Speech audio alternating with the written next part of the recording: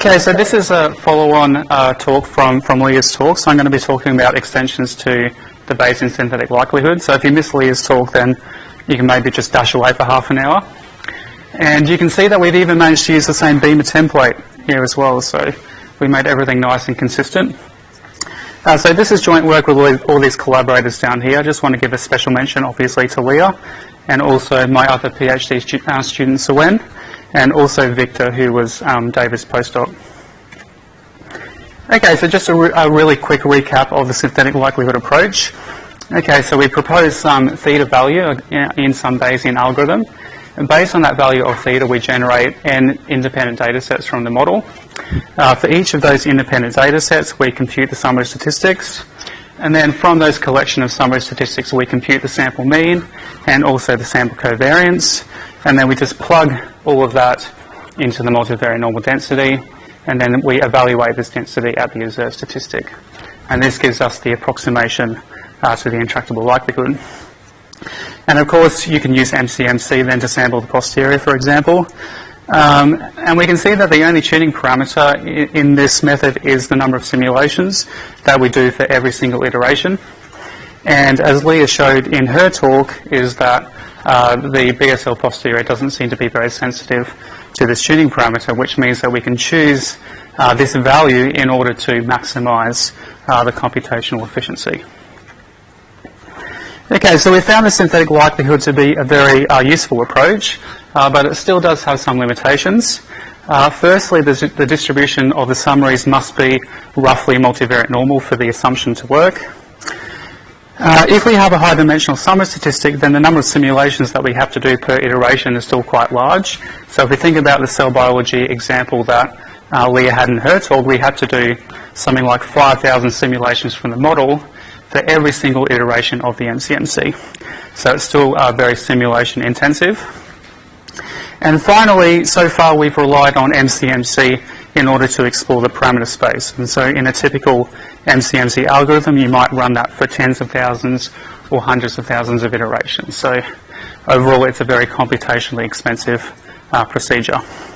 So in this talk, I'm going to try to address these limitations to some extent. Okay, so instead of using MCMC, we can use a method called variational Bayes. So let me just give you some details about this. So the idea of variational Bayes is to construct some parametric approximation of the posterior. And the one that we're going to be working with here is the multivariate normal distribution. So let's denote our parametric approximation using this notation here. So lambda is going to be the hyperparameters of this parametric distribution. So in the case of a multivariate normal distribution, our lambda is going to consist of the mean vector and also the covariance matrix. Now the idea of VB is to find the value of lambda that minimizes the Kullback-Leibler divergence between our target distribution and also that parametric distribution, where the KLD between these two distributions is given by this expression here. Now, if we do a little bit of algebra, we can show that we can write the KLD in this way. So this term here is just the log of the marginal likelihood, or the log of the evidence, and we've got this term sitting over here. Now, we can see that this particular term doesn't involve the lambda. Okay, so if we want to minimize this term here with respect to lambda, then we simply just have to maximize this term here with respect to lambda. And this is very good news because this particular term here is more or less intractable, whereas this term over here is more tractable to compute. Okay, and we can also see that if we put this term over this side and put the KLD back over this side, we can see that this term here actually gives us a lower bound on the log of the marginal likelihood. So sometimes this term here is referred to as the variational lower bound. Now the reason why variational Bayes is so efficient is because it effectively replaces a sampling procedure with an optimization procedure. Now of course we need some way to solve this optimization problem. And for the types of black box models that we're going to be using here, particularly useful optimization procedure is the stochastic gradient optimization method. Now it turns out that in order to implement a stochastic optimization method, the only thing that we need is an unbiased estimate of the gradient of this objective function. So assuming that we can get this quantity here, we can easily implement a stochastic gradient method. So we initialize our hyperparameters as some initial values, and then we do this update of these hyperparameters, where this thing here is called the learning rate, and this is typically chosen in order to satisfy these conditions here. Okay, so the question becomes, how do we actually get the gradient of this objective function? And furthermore, how do we get an unbiased estimate of it? Okay, so if we do some tricks and some algebra here, we can actually show that the gradient of this objective function is given by this expression here. Now, the great thing about this is that we can actually then see it as an expectation of this quantity here with respect to this parametric distribution here. So therefore, we can easily estimate this quantity unbiasedly just using Monte Carlo.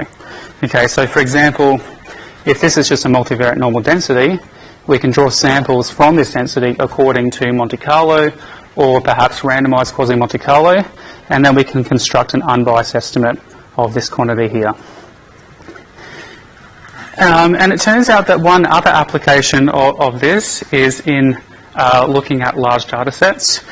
So in order to, so it turns out that if we replace this log likelihood with the log likelihood based on some sample, then that's still going to be an unbiased estimate of this log likelihood, which is going to give us an unbiased estimate of this gradient of the objective function as well. So that's one nice application of this. Okay, so we can see that with this variational Bayes approach, we need either the likelihood or the log likelihood, or at least some kind of unbiased estimate of this log likelihood.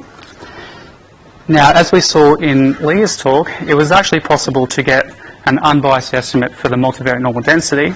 Now, it actually turns out also that we can get an unbiased estimate for the log of the multivariate normal density. Okay, so this is the expression for this unbiased estimator, where we've got the sample mean and the sample covariance going into there. So we can actually construct an unbiased estimator of the log of the synthetic likelihood. And therefore, in order to come up with a variational Bayes combined with synthetic likelihood, all we have to do is replace the log likelihood here with this unbiased estimate of the log synthetic likelihood over here. Okay, so we're going to refer to this one as the standard VBSL algorithm. Now, if we have a high-dimensional summary statistic, we're still going to have to do many simulations in order to approximate this covariance matrix. So we saw in Leah's talk that we could actually use the graphical lasso in order to reduce the number of simulations that we need to do. In this particular work, we focused on a different shrinkage estimator that was due to this paper here. So this is the expression for that estimator. So effectively what you do is you work out the sample correlation matrix, which is given by this decomposition here, where this one is the sample covariance matrix. Okay, so we get our sample correlation matrix, we shrink that correlation matrix towards the identity. Okay, so this is this part over here. And then we recombine this with this diagonal matrix, which has the marginal variances along the diagonals. So I really like this shrinkage estimator actually, because it preserves the marginal distributions of the summaries, and it just shrinks down the correlations between those summaries. So I'm just going to refer to this one as a VBSL subscript S. Okay, so let's see how these methods perform in the cell biology example that Leah talked about. So we've got the black one here is the standard BSL approximation. The red one is the standard VBSL approximation, and the green one is the VBSL approximation, but also with the shrinkage in there as well. Now, because the posterior distribution is roughly multivariate normal, we can see that the variational Bayes approach is actually giving us a very good approximation in this particular example. Now, if we look at how many simulations that we had to do, In the standard synthetic likelihood, MCMC, we had to do 5,000 simulations per estimate of the synthetic likelihood. In the variational Bayes approach, we only had to use 1,000. So we found that in the variational Bayes procedure, it seems to be more tolerant to the noise in the synthetic likelihood estimator. And then if we combine this also with the shrinkage, we can reduce this down to 300. Okay, so the first point is that for each estimate of the synthetic likelihood, we don't have to do as many model simulations. And furthermore, if we have a look at the number of iterations of variational Bayes that we have to do, we can see that we're basically doing as good as we can do after only 50 iterations of variational Bayes. So if we compare this with MCMC, where you might want to run it for tens of thousands of iterations, combine these two things together, you can massively reduce the number of simulations that you have to do. Okay, so that's pretty good. So this gives us a way to deal with high-dimensional summary statistics, but I haven't spoken about how do we deal with a high-dimensional parameter space. So in that cell biology example, we've only got the 2 parameters there, but what if we had 100 parameters in our model? Okay, so we can actually show that if we want a multivariate normal approximation of this 100-dimensional posterior distribution, then the number of variational parameters that we're going to need is more than 5,000. Okay, so you can imagine trying to do an optimization involving 5,000 variables. It's going to be quite a challenging optimization problem. Now, in order to get around this problem, what we consider doing is using a factor analysis representation of the posterior covariance. Okay, so apologies for the notation here. So this is not the summary statistic covariance. This is the covariance of the posterior. So if we factorize the posterior covariance in this way, we get this matrix B, which is going to be a P by F matrix, where the F is the number of factors that we use in the factor analysis. So if the number of factors that we choose is much less than the number of parameters, then we can massively reduce the number of hyperparameters in the optimization. Okay, so unfortunately I don't have time to talk about an example of this one. Now, the variational Bayes approach, it seems really good, and it is really good, but it turns out that if you want it to work well, then you need to try to reduce the variance in the estimate of the gradient of the objective function. So it's really important to bring down that variation as much as possible. And there's various tricks that you can do to bring down that variance, and also there's other tricks that you typically need to apply in order to get the variational Bayes to work particularly well. So unfortunately I don't have time to talk about the details of that here, but if you're interested, please feel free to send me an email and I'll forward that on to Victor and he can give you an answer.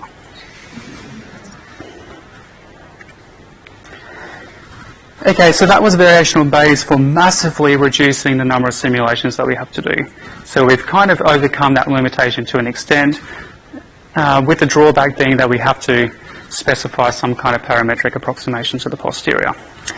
Okay, so here what we're going to look at is we're going to look at the other limitation of the synthetic likelihood, which is the fact that it relies on this multivariate normal assumption.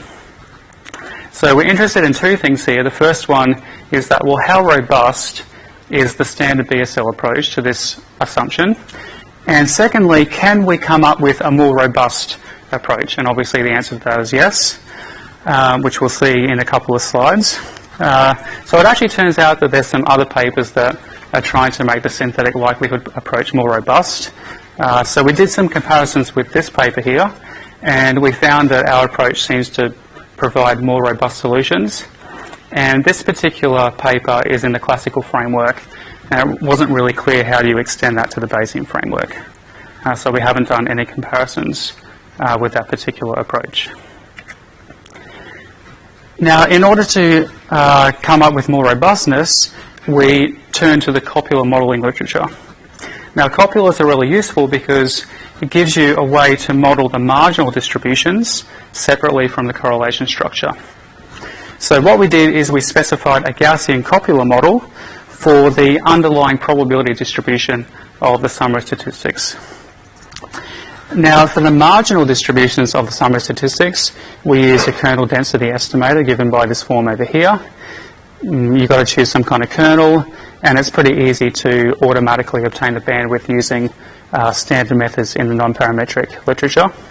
So the idea firstly is to fit a kernel density estimator to each of the marginal distributions of the summary statistics, and then based on the CDF of that density estimator, we can apply this transformation here, and if the KDE fits the marginal well, then these will be approximately uniform. And then we can pass those roughly uniform random numbers through the quantile function of the standard normal distribution. And this will give us these etas, which hopefully the marginals are close now to standard normal. Okay, so we got the marginal distributions of our summary statistics. We still need a way to model the dependent structure between our summaries. And probably the easiest multivariate copula is something called the Gaussian copula. Okay, so this is the probability density function of the Gaussian copula. And we just have one parameter in this density, which is this correlation matrix. Now, the standard approach would be to estimate this correlation matrix based on these etas over here. But we found that, well, we were able to obtain something a bit more robust if we use something called the Gaussian rank correlation. Okay, so after we estimate this correlation matrix, we've got everything that we need in order to construct a density estimator for the distribution of the summaries. Okay, so this is the combining all of the marginal distributions together. So for our D summary statistics, and this is the Gaussian copula part, which is accounting for the potential dependent structure between those summary statistics. Now, the great thing about this approach is that it's very fast. Okay, so it's very easy to construct one-dimensional kernel estimators. It's very easy to construct this part as well. So it's fast, which is important because if we're going to put this inside an MCMC algorithm, we're going to have to, compute this thousands of times. So we want this procedure to be fast, which it is, and that's good. We've also found that we don't need to do any additional model simulations compared to the standard synthetic likelihood. And furthermore, we don't have any additional tuning parameters.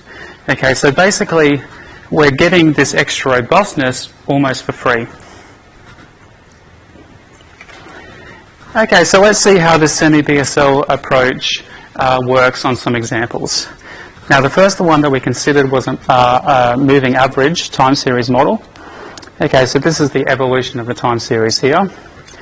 The marginal variance for each data point is given by this. The lag 1 covariance is given by this. The lag 2 covariance is given by this. And all of the other covariance is going to be equal to 0. And of course, we know that the multivariate distribution of all of the data is going to actually be given by a normal distribution. And also, we're going to take the summary statistic as all the data, so we don't have any data summarization here. Now, because jointly the data is actually going to be multivariate normal, the standard synthetic likelihood approach is going to work well. Okay, so what we did is we applied some kind of transformation to each of the marginal summary statistics. Okay, so this is the transformation that we applied here. And this transformation has two parameters.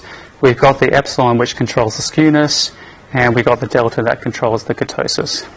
So if the epsilon is equal to 0 and the delta is equal to 1, then we have no transformation, which is the one given down here. And you can see that as we look at different combinations of the epsilon and the delta, we can get some weird looking marginal distributions.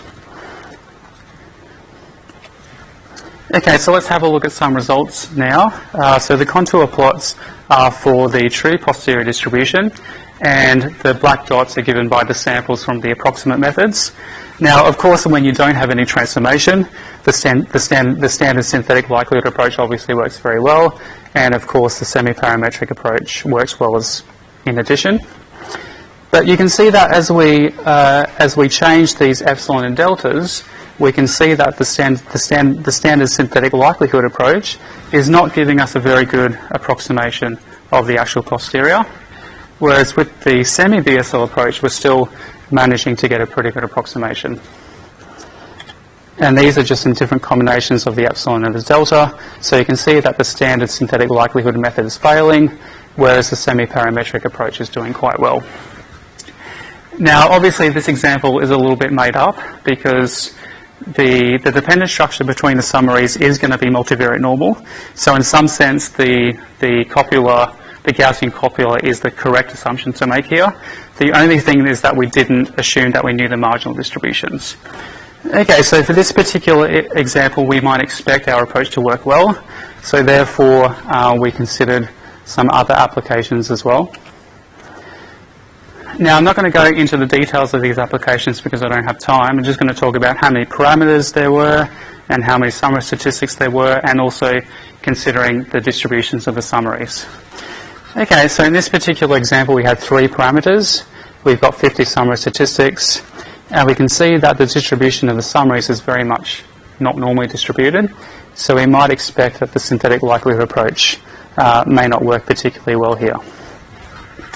Okay, so we got some results. The black one is the true posterior, so it turns out that we can get the true posterior using an MCMC algorithm. We've got the red one, which is the BSL approximation. The green one is a different robust method, and the blue one is the semi-BSL approach. Okay, so you can see that, okay, so we're not getting extremely close to the true posterior, but we're doing a crap load better than the other ones, which is the main thing.